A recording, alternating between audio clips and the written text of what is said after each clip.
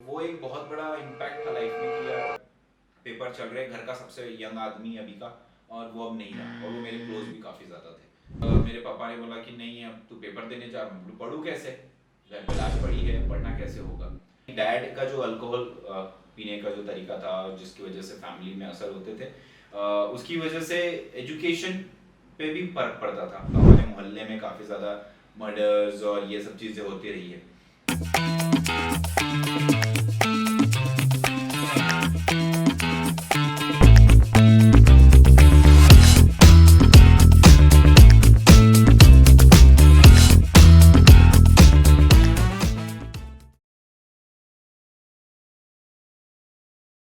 Hello everyone, welcome to yet another exciting episode of Failure Stories।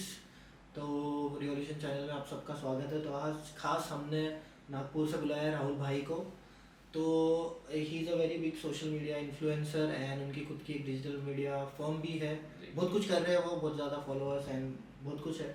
But जैसे हमारी theme है, हम speaker के बारे में ज़्यादा कुछ बताएंगे नहीं, बट उनकी स्टोरीज सुन के आप खुद मोटिवेट हो जाओगे कि वो क्या करते हैं, कैसा करते हैं। तो वेरी मच एक्साइटिंग स्टोरी। खास नागपुर से पुणे आए हैं इस पॉडकास्ट के लिए, फेलियर स्टोरीज उनके बता के आपको मोटिवेट करने के लिए। तो जैसे कि हमारी थीम है कि फेलियर से सीखो, जो ग्राउंड रियलिटी है। जैसे इंटरनेट में आपको हर जगह दिख रहा है success and this and that, everyone is growing, but real में कैसी होती है वो जर्नी, कैसे सेटबैक्स हमको फेस करने पड़ते हैं।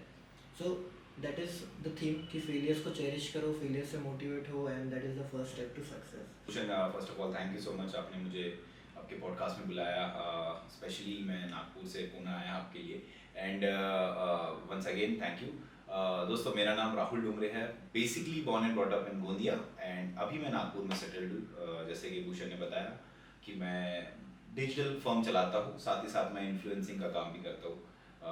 इंस्टाग्राम, यूट्यूब, फेसबुक पे मैं, आप अगर मुझे सर्च करेंगे राहुल के नाम से, तो मैं आसानी से आपको मिल जाऊँगा। एंड अपार्ट फ्रॉम दैट एक लॉजिस्टिक की फर्म भी है अपनी, जिसमें हम लोग डोर टू डोर डिलीवरी करते हैं, बिग बास्केट, अमेजोन, फ्लिपकार्ट, इन सब के लिए। और साथ ही साथ कुछ समाज को रिलेटेड काम भी करते हैं। तो मेरी एक फर्म है जिसको मैं कहता हूँ with you society, which is an NGO. तो वो हम लोग नक्सल एरिया में करते हैं। Gondia is a Naxal area. So वहाँ पे हम लोग हमारे दोस्तों के साथ मिलके जिन बच्चों को शिक्षा नहीं मिल पाती, उन तक हम लोग इक्विपमेंट्स या फिर उनको लगने वाले सामान पहुंचाते हैं। तो this is what about me. मैं मुझे ये सब पता ही नहीं था, मतलब बहुत कुछ कर रहे हैं एक्साइटिंग। पॉडकास्ट एक्साइटिंग होने वाला है। तो without further do directly point पे जाते हैं, फेलियर्स पे। हाँ, ठीक है, तो शुरू करते हैं। लाइक आपका चाइल्डहुड कैसा था एंड लाइक सेटबैक्स। बिल्कुल। मैं गोंदिया के एक ऐसे इलाके में पैदा हुआ जहाँ पे मतलब मेरा घर एकमात्र एक अलग रिलीजन का घर, और बाकी सारे घर मुस्लिम दोस्तों के घर में। मेरे दाएं बाएं आगे पीछे मुस्लिम्स रहे, तो मैं उनकी भाषाएं समझता था। अली रीजन की आपका मतलब हिंदी के ऊपर ज्यादा है, या आपका मतलब पहले से हिंदी? तो गोंदिया में हिंदी ज्यादा है क्योंकि छत्तीसगढ़ और एमपी की बॉर्डर है। Chhattisgarh 20 kilometre, Gondia 20 MP 20 kilometre. तो इसलिए हम लोग हिंदी में प्रेफर करते हैं, और हमारी जो शादियाँ ये सब होती है उसमें छत्तीसगढ़ी सॉन्ग बजते हैं। तो यस, तो मैं एक मुस्लिम लोगों के बीच रहने वाला व्यक्ति रहा हूँ। तो इस वजह से मुझे बचपन से ही उनकी जो भाषाएं थी, अली, बे, ते, से, जिम, खैर, नाजात, उनकी सारी अरेबिक वर्ड्स भी मुझे आते थे। और मैं उनके साथ मस्जिद जाया करता था। हम लोग गणपति बिठाते, हम लोग दुर्गा जी सब करते थे बचपन में। हमें कुछ पता नहीं रिलीजन को, हम सब मिल के रहते थे। उसके बाद में एक्चुअली तो वहाँ से मैंने सीखा, और मेरे को हमेशा से इंटरेस्ट था कि बिजनेस करने का। तो मेरे गेम्स भी वैसे होते थे। हम लोग 2-3 दोस्त ऐसे बोलेंगे कि यार तेरी 4 चाय की दुकान है, आज तेरी 5 चाय की दुकान है, जाओ कलेक्शन करो। फिर हम लोग जाएंगे, 4 दोस्त ऐसे बैठे, उनसे कलेक्ट करना, पैसे, कागज जमा करना। कागज अपने लिए पैसा हो गया उस समय में। फिर ऐसे गेम खेल रहे। फिर मैंने सबसे पहले एक वीडियो गेम की शॉप डाला था, जो हमारे जो कॉन्ट्रा स्ट्राइक और मारियो के गेम आए थे। तो मैंने पहली दुकान वो डाली थी मेरे घर पे, मतलब रियल वाली दुकान? रियल दुकान। Okay okay. तो एक छोटा मेरे रूम, घर पे ऊपर एक रूम था। एक टीवी मैंने मेरे दादी से मांगी। हमारे पास में 3 टीवी थी मोहल्ले में, हमारे पास ही टीवी थी सारी। और हमारे पास लगे ही 3 टीवियाँ थी। तो एक टीवी मैंने दादी से मांगी, मेरे डैड को जिद करके गेम ले लिया, और वीडियो गेम 1 रुपये पर घंटा, उस हिसाब से उनको खिलाता था। अरे भाई सही। उसके बाद में वो गेम बहुत दिन चलाया, वैसा बहुत चला। समर मेरा वैसे ही चलता था। फिर उसके बाद में मैंने एक पतंग की दुकान डाली, पतंग लाता था बड़ी छोटी सब कुछ और वो बेचता था। उसके बाद में मैंने मेरे चाचा ने मेरे नाम पे एक एसटीडी खोली, उस समय एसटीडी चलती थी, राहुल एसटीडी के नाम से एसटीडी थी। तो मेरा पूरा समर दुकान जाने, झाड़ू मारने, खोलने, और बाद में फिर चाचा आएंगे आफ्टरनून से, वो ओवरटेक करते थे, मॉर्निंग खोलने का काम मेरा रहता था। फिर वहाँ पे क्या करे, तो फिर अपने पास एक छोटी पेप्सी होती थी जो चूसते थे हम लोग बचपन में। तो मैंने सोचा कि पेप्सी भी बेचेंगे एसटीडी से। तो मैंने लगा दिया एक छोटा हाथ से लिखा हुआ बोर्ड सामने की यार पेप्सी मिलती है यहाँ पे, और अपना जो थर्मस होता है बड़ा वाला, उसमें बर्फ डाल के ले जाने का और बच्चों को बेचने का, वो अपना एक्स्ट्रा कमीशन, तो वो अपन वो रखते थे। फिर कुछ 8वीं 9वीं में आया तो हमारे घर के बाजू में एक अंकल है, वो काफ़ी गरीब घर के, तो उनको भुट्टा बेचने की आदत है, अलग अलग शॉप करते थे, तो उनके साथ मैं भुट्टा बेचने जाता था। वो ठेला लेके स्कूल के पास ले जाएंगे, वहाँ ले जाके मैं उनको नींबू लगा के दूंगा और वो सेक के मैं नींबू लगा के दूसरों को दूंगा। इस तरीके से वो करते थे, उसके लिए वो मुझे कुछ 2-3 घंटे का कुछ देते थे। तो ऐसे मल्टीपल थिंग्स बचपन से हम लोग करते आए और हर जगह लीड रहा इन सब चीज़ों में। बट हमारे घर पे थोड़ा सा मेरे डैड का अल्कोहलिक ये रहा है, तो वो अभी भी वैसे ही है, तो वो ड्रिंक बहुत करते हैं, और मेरे रिलेटिव्स भी सारे अल्कोहल का पोर्शन रहा, तो हमारे मोहल्ले में काफ़ी ज़्यादा मर्डर्स और ये सब चीज़ें होती रही है।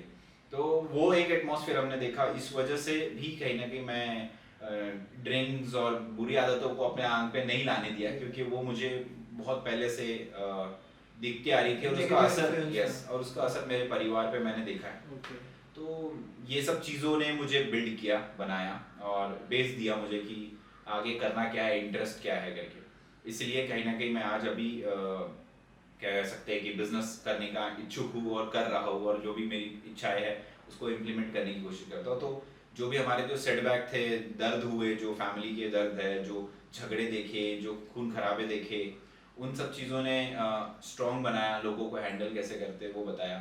और कई बार हम लोग बोलते हैं उसको नेगेटिव ले लेते कि यार मैं यहाँ क्यों पैदा हुआ, इसी ने मुझे खराब किया, इसी वजह से मैं दारू पी रहा हूँ, सिगरेट पी रहा हूँ, गुटखा खा रहा हूँ, क्योंकि मेरा एटमॉस्फेयर वैसा था।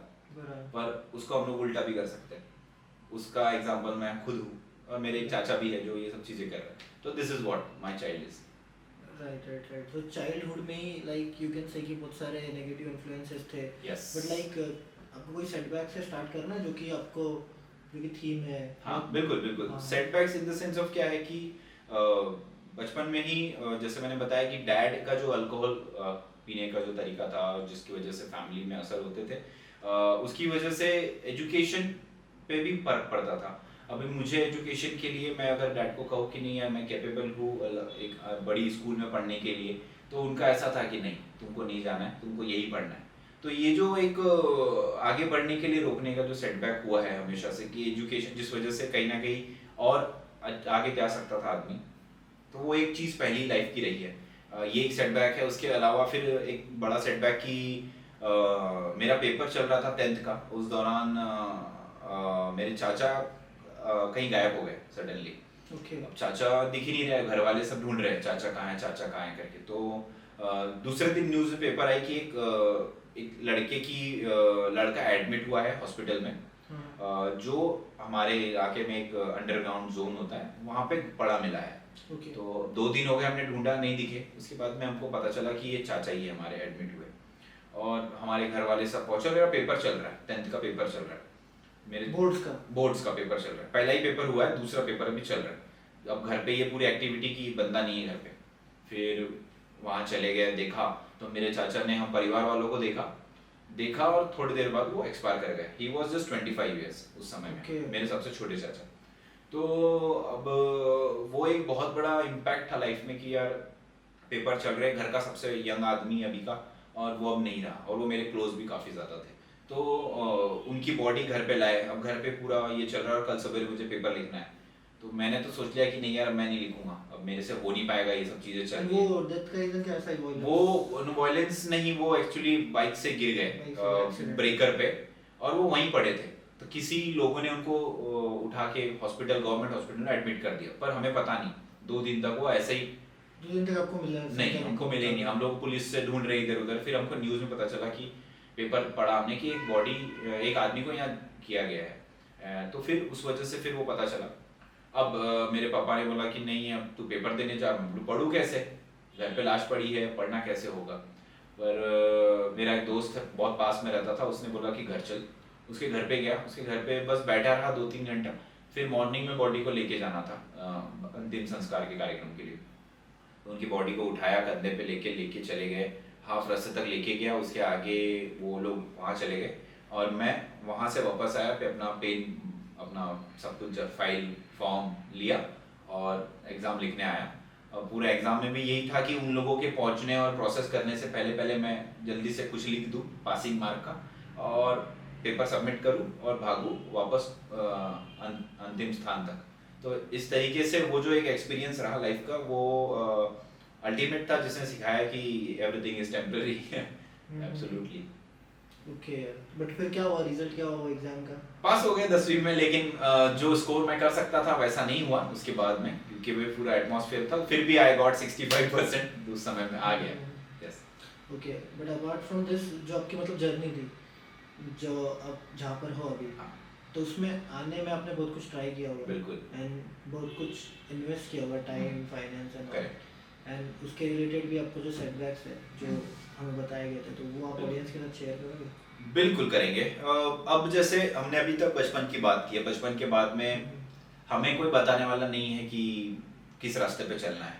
ठीक है, इंजीनियरिंग करनी है तो क्यों करनी है, बस फ्लो था, सब लोग वो कर रहे तो हम भी करेंगे, तो हम लोग निकल गए। ओके। है ना, तो किसी ने बताया नहीं, गाइडेंस नहीं रहा। अब घर पे भी किसी ने बताया नहीं कुछ चीज़ें। अब हम लोग इंजीनियरिंग में आए तो मेरा इंटरेस्ट कहीं ना कहीं एंकरिंग करने, मेरा इंटरेस्ट कहीं ना कहीं लोगों की मदद करने, आर्ट्स में, एंटरटेनमेंट में और इन सब चीज़ों में मेरा इंटरेस्ट बहुत ज़्यादा रहा है। बिजनेस पॉइंट ऑफ व्यू भी मेरा बहुत रहा है। मैं हमेशा सोचते रहता हूँ, पूछता है कोई नया बिजनेस दिखा तो उसको कुछ ट्राई करने की कोशिश करता रहता। तो ये सब चीज़ें रही है लाइफ में। अब अगर मैं सेटबैक की बात करूँ तो ऐसे तो बहुत सारे हैं कि जो भी चीज़ें हमने करने की कोशिश की वो फेल हुई, वो पीछे गई। जैसे कि अभी रिसेंट की बात करूँ मैं तो मैंने एक फर्म डाली थी इको बग्गी लॉजिस्टिक करके। आज से 4 साल पहले इलेक्ट्रिक व्हीकल्स का अच्छा स्टार्ट हुआ था।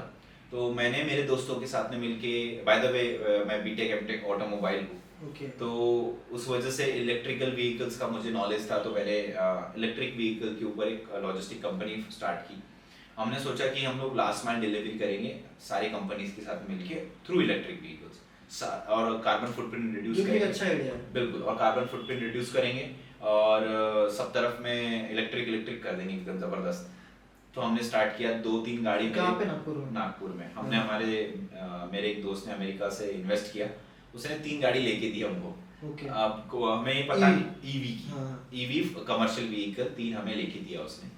एंड पर उसका करता धरता चलाने वाला, बिजनेस लाने वाला, सेल्स करने वाला मैं ही था।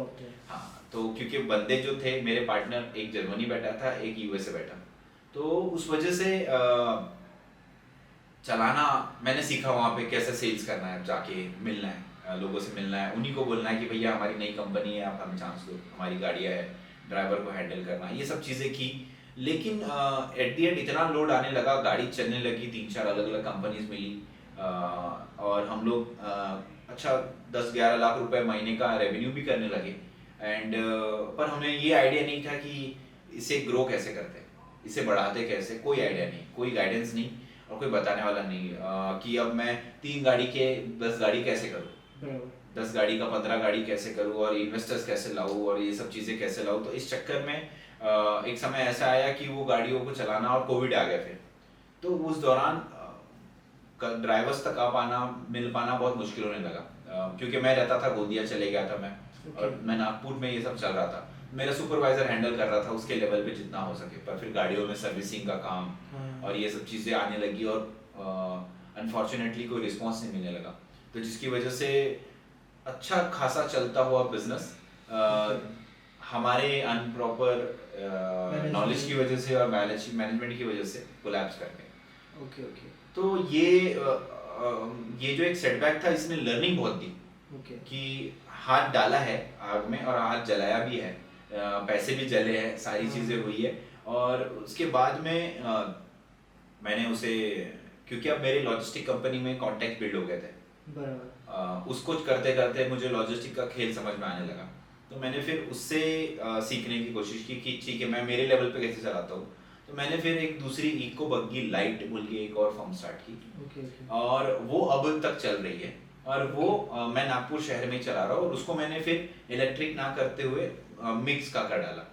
इसमें आईसी इंजन और petrol diesel vehicles plus electric vehicles, और इसमें मैंने कुछ इन्वेस्टर्स जिनके पास गाड़ियाँ थी उनको इनवाइट किया, और वो लोग गाड़ी देते हैं, उनको ऑपरेशंस वगैरह मैं हेल्प करता हूँ। इस तरीके से मिक्स करके मैं उस बिजनेस को चला रहा हूँ। ओके, मतलब लास्ट माइल डिलीवरी भी कर रहा हूँ। ओके। इस तरीके से। तो वो एक सेटबैक था आपके लिए? बिल्कुल, वो एक था। ऐसे तो बहुत सारे हैं, छोटे छोटे एक्सपीरियंसेस हैं, बट ये एक मेजर था, क्योंकि एक अच्छी खासी 10-12 लाख रुपए बनाने वाली कंपनी मैंने अपने आंखों के सामने बना के टूटती देखी। मैं सोच रहा था कि यार ये कंपनी तुरंत 1 करोड़ 2 करोड़ साल के बना लेगी, मतलब महीने के बना लेगी, बट मुझे एक्सपांड कैसे करना ये समझ में नहीं आया उस समय। ओके, तो इससे मतलब ये हमको लर्निंग मिलती है कि जो चल रहा है उसके साथ नेक्स्ट लेवल की जो ग्रोथ है उसके बारे में भी हमेशा अपडेटेड होना चाहिए। बिल्कुल, वो होना चाहिए। जैसे कि हम बोलते हैं टीम में को फाउंडर का जो इम्पोर्टेंस है और साथियों का इम्पोर्टेंस है वो बहुत जरूरी है, क्योंकि डिपेंडेंसी एक ही बंदे पे आ जाती है कि तू ही सेल्स देख, तू ही सब कुछ देख, तू ही ऑपरेशंस देख, तो हमारी जो थॉट प्रोसेस सोचने की वो एक लिमिटेड होती है, पर दूसरा फ्री रहा तो वो एक अलग विजन देगा कि राहुल इसको ऐसा करते हैं। Right, and according to survey also like more than 90% startup fail because team नहीं होती। टीम नहीं, मतलब टीम खराब होने पे ज़्यादा से ज़्यादा स्टार्टअप फेल होते हैं। Correct, right, yes, right. तो ये एक सेटबैक था related to your professional life, right. So anything you will like to share from your personal life जिसमें आपने बहुत कुछ इन्वेस्ट किया है एंड उसमें भी आपको एकदम लो डीप देखने मिला है? By God grace I can say personal life में फीमेल इंटरफेरेंस है, फीमेल्स जो सपोर्ट मिला है मुझे लाइफ में वो बहुत अच्छा रहा है, चाहे वो दादी हो, माँ हो, वाइफ हो, तो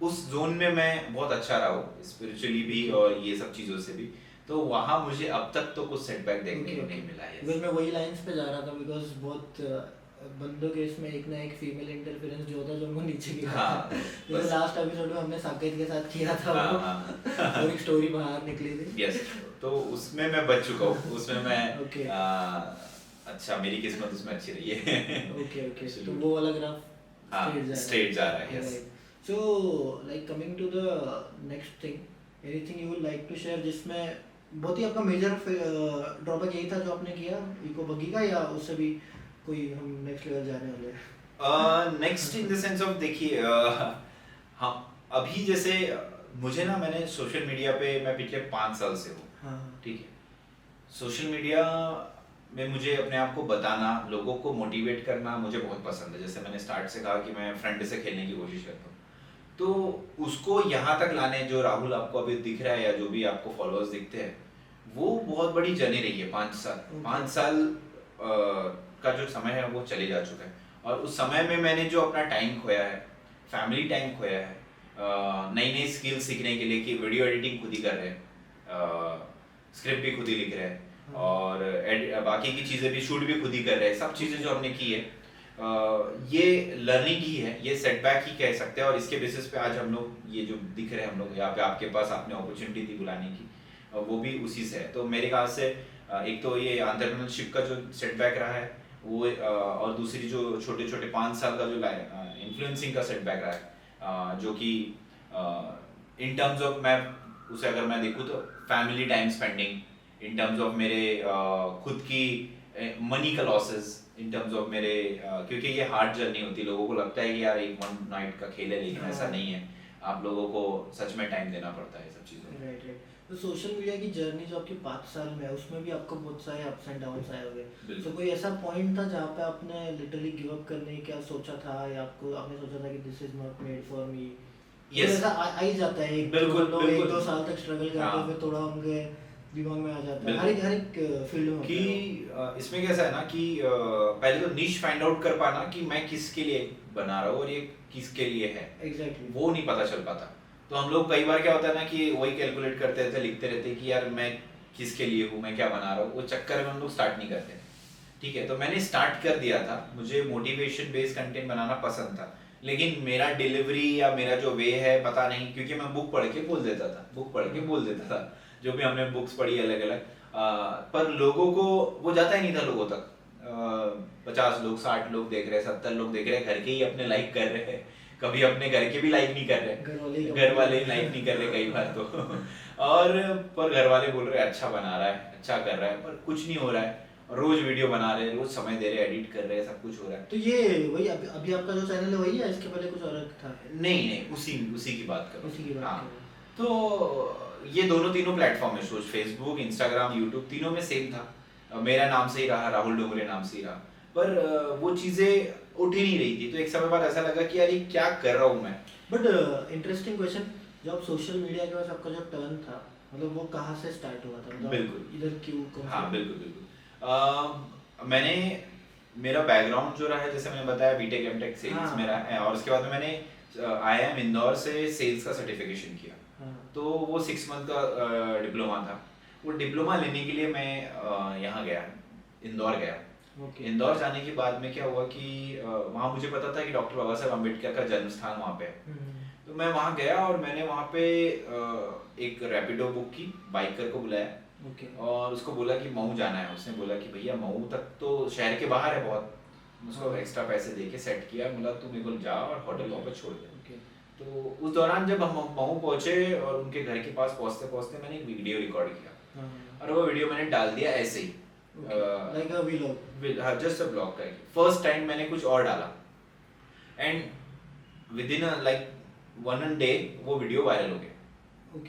वो वीडियो वायरल होने के बाद में मुझे समझ में आया कि ओके, मैं लोग मुझे क्या देखना चाहते हैं, किस तरीके से देखना चाहते हैं। अब मैंने उसे और टेस्ट करने के लिए, पानी कितना गहरा है, पानी सही में है या नहीं है, मैंने वैसा ही एक वीडियो नागपुर में एक इवेंट था दीक्षा भूमि के आसपास में, उसको मैंने कैप्चर किया और उसमें कुछ मेरे एलिमेंट्स ऐड किए और मेरे तरीके से दिखाया। दूसरा वीडियो भी वायरल हो गया। तो वो 2 वीडियोस ने मुझे 25,000 फॉलोअर दिए। इंस्टाग्राम, हाँ इंस्टाग्राम पे विद इन वीक तो विद इन वीक आपको 25,000 फॉलोअर हो गए। हाँ, मैं सोचने लगा, मेरे 450 फॉलोअर थे और ये कहानी है पिछले साल नवंबर। मेरे को तो लग रहा है कि ये वीडियो के नीचे वो लिंक डालनी चाहिए। बिल्कुल, वो वीडियो देखना चाहिए लोगों को। यस, तो ये कहानी 26 नवंबर की है। मैं जो आपको बता रहा हूँ, मैंने 19 नवंबर और 26 नवंबर ऐसे 2 वीडियो डाले और वो हो गए वायरल। और अभी हम लोग बैठे हैं पिछले साल के 26 नवंबर की बात करो, मतलब 2024 चल रहा है, 2022, मतलब 1.5 साल। अभी ये हमारा मार्च चल रहा है। हाँ, 1.5 साल होने को है। तो ये उस दौर की कहानी है। तो उसके बाद आज वो जो वीडियो थे उनसे मेरे को समझ में आया कि मेरी ऑडियंस कहाँ है, लोग मुझसे क्या सुनना चाहते। तब फिर मैंने स्पिरिचुअलिटी के ऊपर बोलना स्टार्ट किया, तब मैंने बुद्धिज्म पे बोलना स्टार्ट किया, तब मैंने महापुरुषों पे बोलना स्टार्ट किया, उनकी लाइफ से हम क्या सीख सकते हैं वो बताना स्टार्ट किया। और मेरे डिलीवरी स्टाइल में और लोगों को वो सब पसंद आने लगा।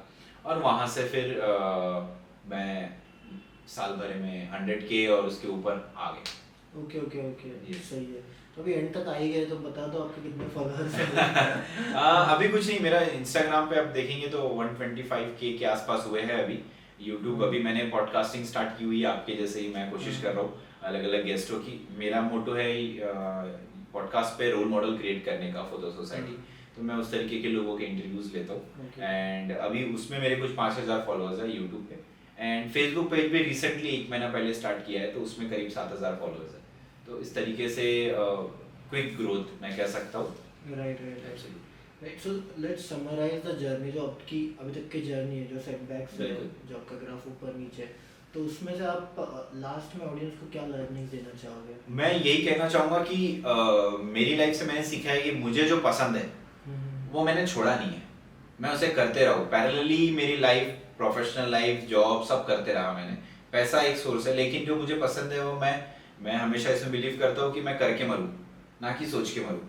तो मैं करने में बिलीव रखता हूँ। तो बट आपने बैलेंस भी रखा है, ऐसा है जैसे प्लान है, प्लान भी ऐसा कुछ है, जैसे आप जॉब भी कर रहे हो? यस, प्लान मैं उस तरीके से मेंटेन करते रहा, क्योंकि अब लाइफ आगे बढ़ी, घर की रिस्पॉन्सिबिलिटीज है, तो ये सब चीज़ों की वजह से प्लान भी दोनों मेंटेन करके रखे। लेकिन बाय ऑल यूनिवर्स एफर्ट्स मैं जो मुझे पसंद है मैं उस चीज़ में आगे बढ़ते रहा और मैं उसको Right. करते रहा।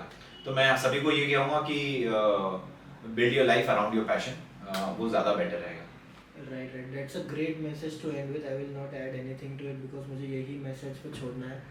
Right, so thank you so much Rahul, Yes. खास नागपुर से यहाँ पे आने के लिए, हमें टाइम देने के लिए। एंड मैंने सोचा था उससे बहुत ही ज़्यादा एक्साइटिंग पॉडकास्ट हो गया है एंड आई एम श्योर कि you guys are going to love it. So just लोगों को बता दीजिए how they can reach out to you. बिल्कुल guys, you can find out me in Instagram, Mr.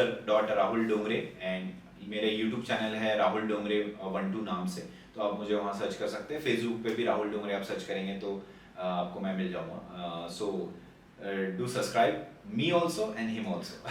All the links will be shared in the description. Thank you so much guys. Thank you Rahul. Thank you so much. Thank you.